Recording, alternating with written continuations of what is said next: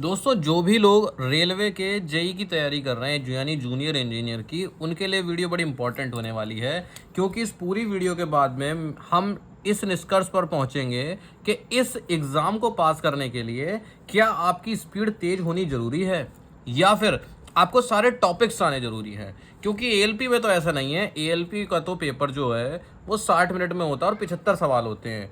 पर अगर बात करें जेई की तो ज़रा आप इस वीडियो में समझिए। इसमें 4 स्टेजेस होंगी। सीबीटी 1 होगा, सीबीटी 2 होगा, सीबीटी 2 में मोस्टली टेक्निकल होगा। इसमें जो टेक्निकल एग्जाम है उसके 100 सवाल होंगे, जबकि जो नॉन टेक हैं, नॉन टेक जो कि आपके अदर होगा टेक्निकल से, उसके 50 सवाल होंगे। ठीक है।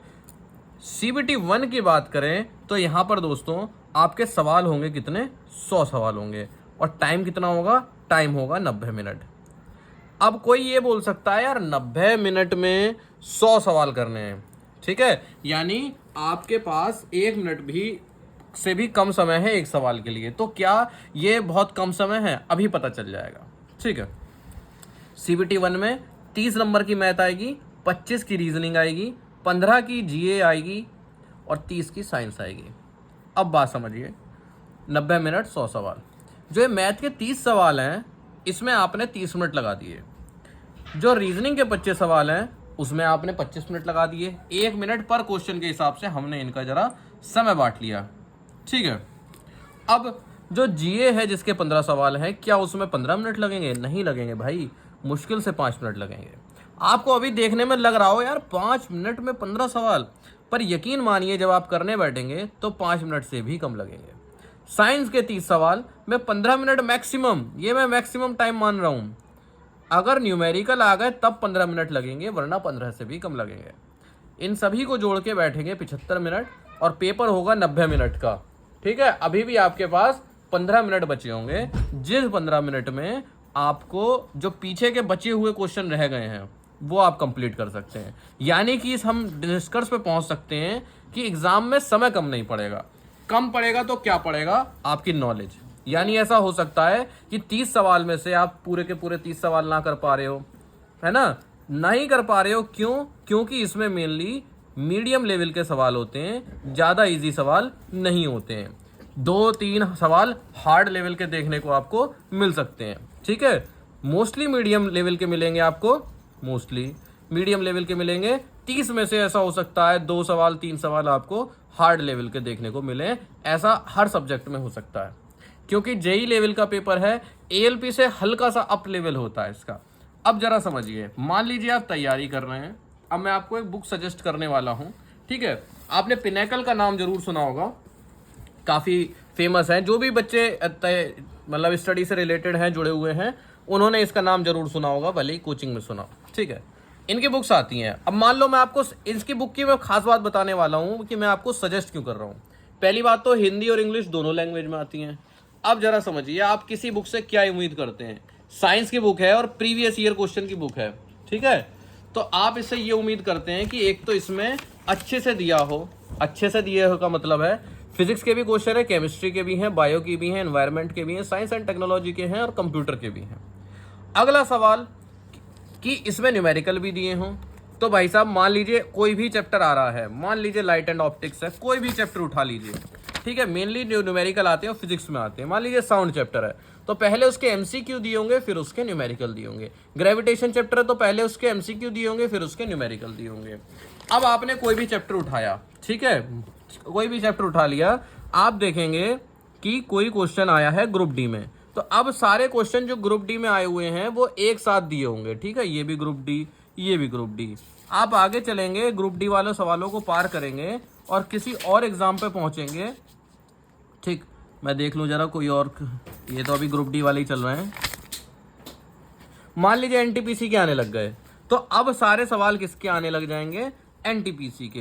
ये भी एनटीपीसी का। इस तरह से अब सारे एनटीपीसी के सवाल इस चैप्टर से जो भी आज तक एनटीपीसी में आए होंगे। फिर क्या करेंगे, जेई में आज तक जो भी सवाल, जैसे RRB JE, RRB JE, RRB JE, RRB JE, इस तरह से जेई में आए हुए सारे सवाल आ जाएंगे। तो आपको बहुत ही अच्छी तरह से मैनेज करे हुए सवाल मिलेंगे और उनके क्वेश्चन के आंसर के साथ साथ उनका एक्सप्लेनेशन भी मिलेगा। इससे आपको फायदा क्या होगा? इससे फायदा ये होगा कि जब आप ये प्रीवियस ईयर क्वेश्चंस की प्रैक्टिस कर रहे होंगे और कोई क्वेश्चन आता है और उसका आंसर आप देख लेते हैं तो उसके एक्सप्लेनेशन के साथ साथ वो टॉपिक पूरा का पूरा आपके लिए एक्सप्लेन हो जाता है। मान लीजिए साइंस के अलावा आप किसी सब्जेक्ट की बात करें, दूसरे की, एक दूसरी बुक उठाता हूँ मैथ्स की, ठीक है, ये इनकी डिस्क्रिप्शन में आपको लिंक मिल जाएंगे, आप वहां पर जाकर खरीद सकते हैं इन बुक्स को। इंग्लिश और हिंदी दोनों लैंग्वेज में आती हैं।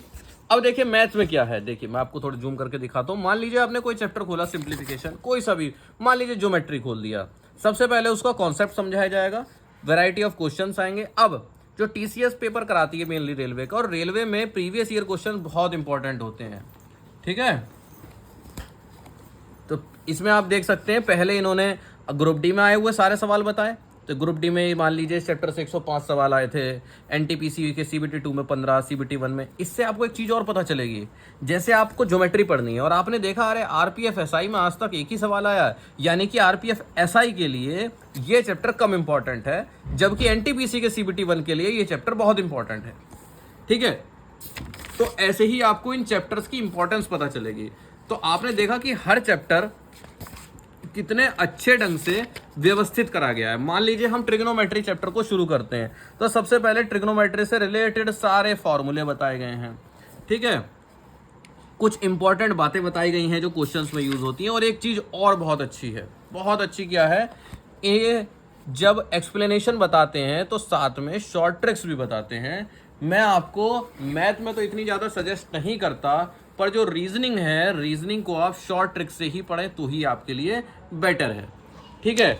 आप रीजनिंग को शॉर्ट ट्रिक से पढ़िए। सेम इसमें भी ऐसा ही है। मान लीजिए कोडिंग डिकोडिंग चैप्टर है, तो सबसे पहले उसका कॉन्सेप्ट समझाया जाएगा, कुछ क्वेश्चंस आपको प्रैक्टिस के लिए दिए जाएंगे, और उसके बाद टीसीएस के प्रीवियस ईयर के RRB, group D, NTPC, CBT 2, CBT 1, JE, ALP, SI, constable, सभी में जितने जितने सवाल इससे आए हुए हैं वो इसमें दिए गए हैं।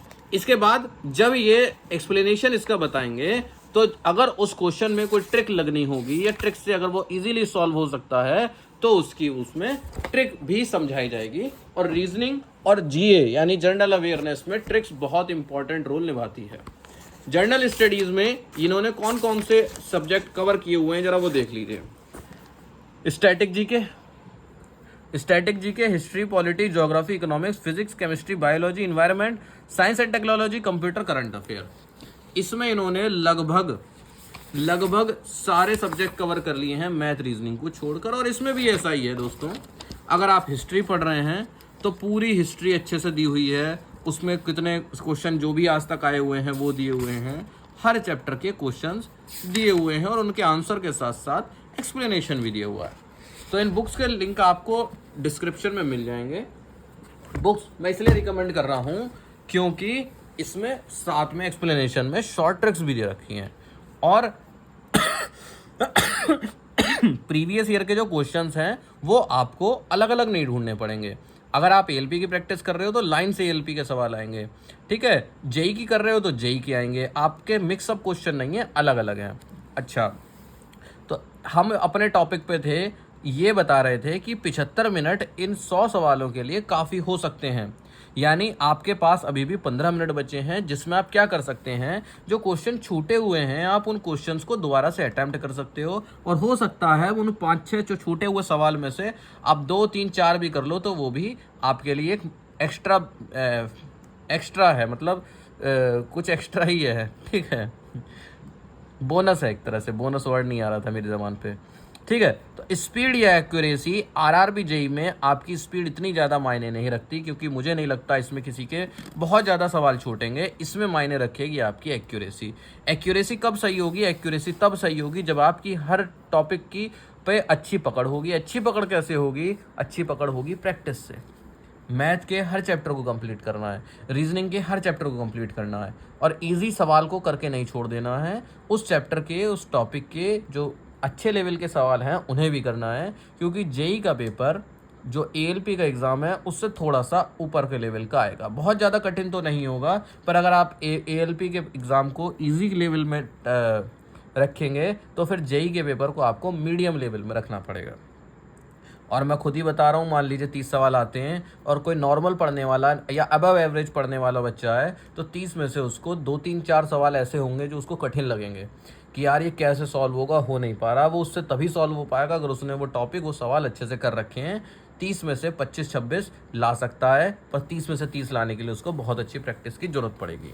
ठीक है, तो जेईई की अगर आप तैयारी कर रहे हैं दोस्तों, तो आप हल्के में नहीं लें, हर चैप्टर के अच्छे लेवल के सवालों को भी करें। ठीक है, बहुत ज़्यादा आपको इस चक्कर में नहीं पड़ना है कि यार मेरी स्पीड नहीं बन पा रही, कोई नहीं। आप हर सवाल कर ले रहे हैं तो आप पेपर की टेंशन छोड़ दीजिए, आपका पक्का हो जाएगा। ठीक है, बुक्स मैंने आपको सजेस्ट कर दी हैं, और अगर आपके कोई भी कन्फ्यूज़न रहता है, कोई सवाल रहते हैं, तो आप कमेंट में पूछ सकते हैं।